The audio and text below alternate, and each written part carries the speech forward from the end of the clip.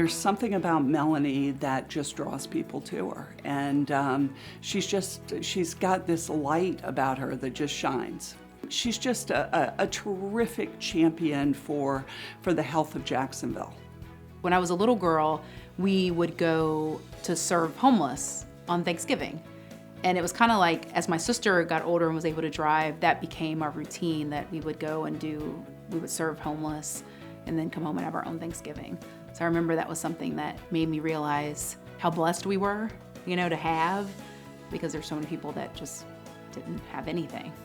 I always felt a certain connection to my community, and realizing again that, I was blessed with, a mom and a dad and neighbors who always had my back, So I saw that when people poured into you and when people cared about you, the things that you can accomplish. So I think just by nature, it made me do the same thing for others.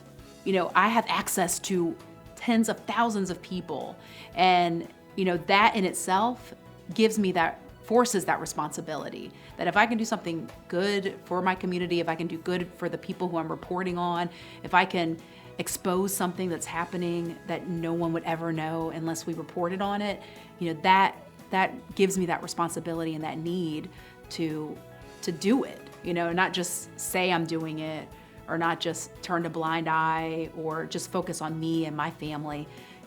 My reach is too big to do that. In some of the organizations that I'm in, we talk about health disparities, and you find that communities that don't have access to health care, that don't have access to doctors, don't go to the doctor, they can't thrive in their community. If you can figure that piece out and kind of tighten that disparity between the have and the have-nots when it comes to health care, that really is how you heal a community. I talk so much, they know everything. I think what's funny about me is, while I'm very outgoing, I'm kind of an introvert. I think a lot of people have this, because when you're always on, I feel like, I'm on at 4 o'clock in the morning, So I'm saying good morning to people all the time. I have to be bright-eyed and bushy-tailed, I get a minute and a half of a break where I'm like, okay, I don't have to be on. And then it's good morning. I hate networking. I'd rather just be and talk to people who, I felt a connection with. I would rather not always talk as much as I talk.